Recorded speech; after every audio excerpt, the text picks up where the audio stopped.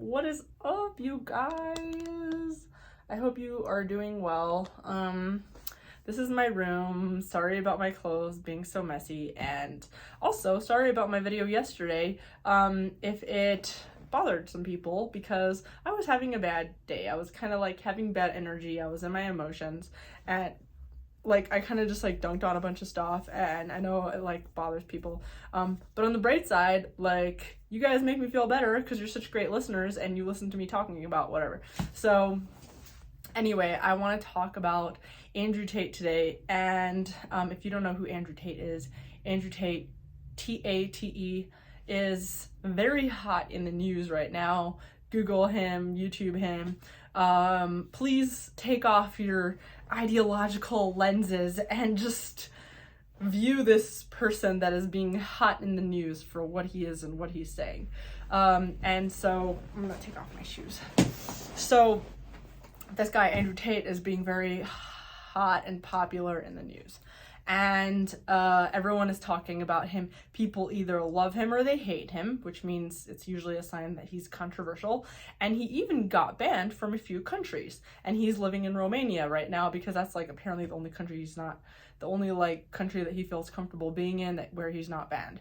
So yeah, Andrew Tate's this guy that talks about women and men's issues, and he laments the West being too ambiguous in its like separation between men and women, and he kind of takes things a little bit extreme in my opinion, because he goes like, yeah, he goes like, men shouldn't spend too much time with women because you'll get too feminine. Like, if you spend too much time with a woman, you'll become feminine.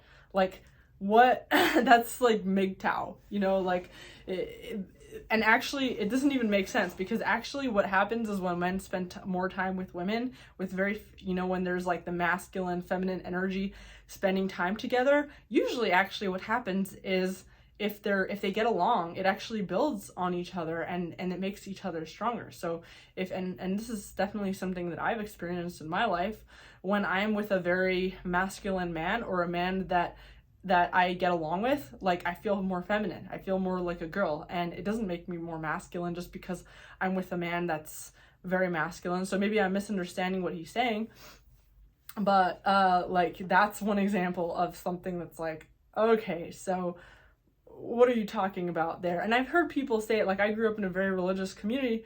Like, I heard people say, I mean, it literally says it in, you know, in Pirkei Avot, which is a Jewish book, Hebrew book. What's the English word for Pirkei Avot? It's like whatever. But so there's, you know, there's Hebrew sayings that warn men against having too much dialogue with women because it'll make you crazy or something, or women are too emotional or whatever. Don't speak too much with women, because I don't remember how it goes, but I know there's a logic behind it. Like, you know, don't spend too much time mixing the genders, because then you'll go crazy. But things are very different now, and so first of all, women are not being kept in the dark like they used to, like we used to. So we're able to be just as smart as men, you know what I mean? And we might still be biologically different, but it doesn't make us dumber, or it's not going to necessarily make us unable to have a conversation with. So, and maybe I'm being a bit defensive and emotional there on behalf of women, but the idea, but also I know that the idea of like a man spending too much time with a woman is not going to make him more feminine. Maybe it'll make him crazy to spend too much time with one person, but it's not going to make him more feminine. In fact, it might make him feel more confident and more masculine if they're getting along and it's a good relationship.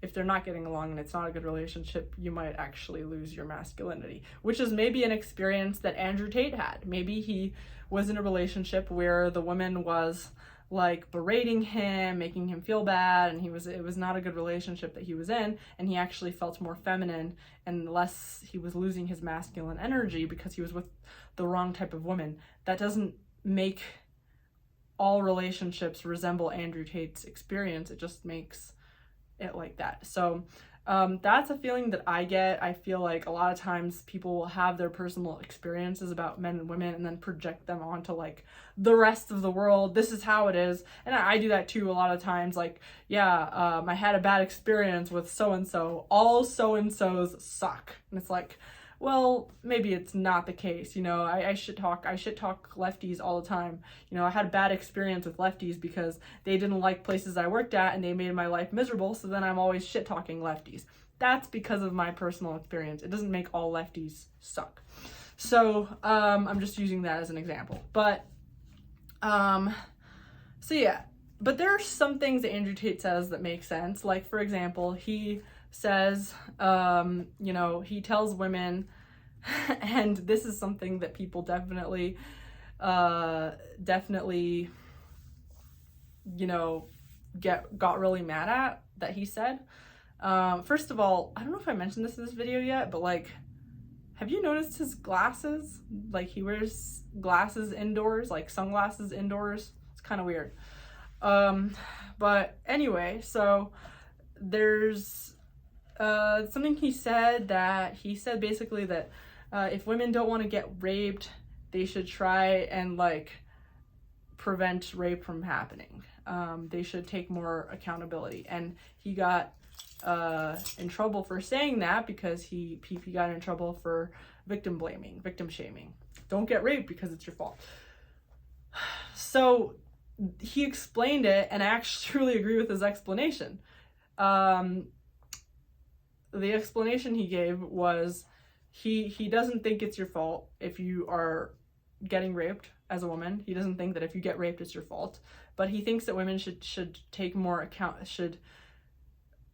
preventative measures from getting raped by men. And I totally agree with this, by the way. Like, and maybe this is because of my background, because I grew up very religious and like men, women separate, and women were given more tools and more like warnings from like spending time alone with men if they don't want to be, you know, not letting men kind of in our personal space. Like, we were actually warned a lot about that when we were younger, because you know, some men really cross boundaries. And you know, I'm not saying this to dunk on men, but a lot of men don't have the concept of boundaries when it comes to like physical stuff. Like, they kind of see women and they're like, oh my god, like they're just blinded by whatever they want. And yeah, like you should teach your sons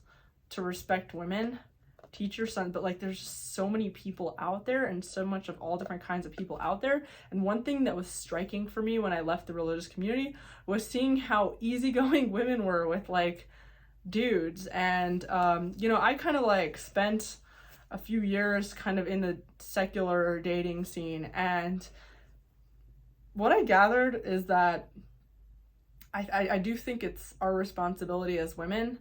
I'm not saying that it's not men's responsibility not to rape, you know. You shouldn't rape anybody. Like, you should keep your boundaries. You shouldn't even manipulate, and you shouldn't cross boundaries. Like, be respectful. Be the kind of man that women actually want to get in bed with. You know what I mean?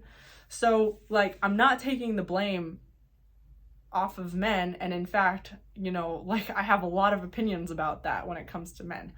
Men, you know what I mean? But women also, like, gosh, like you know, if men are, some of the things I've seen guys try to pull on me or on my friends, I know that it worked with someone. That I know that they're doing that because it worked with some women. And I've seen women that it worked on too. I've seen women get into bed with like the sleaziest men.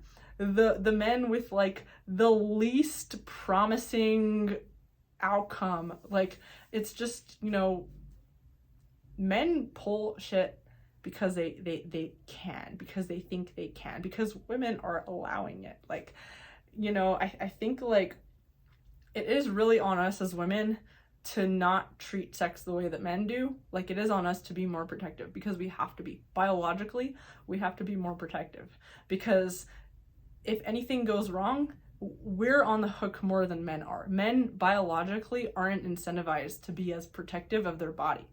They're less incentivized to protect themselves from STDs, let alone pregnancy and all the other emotional stuff that comes with physical relationships with other people. Like, you know, it's on us as women to at least realize that there is a little bit of an imbalance.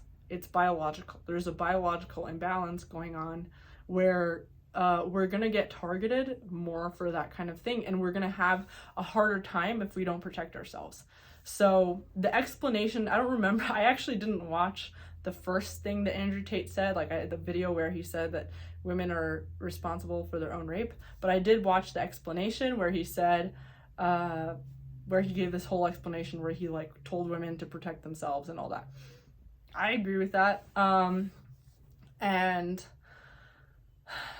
But yeah, I don't know. I didn't watch like a lot of Andrew Tate stuff.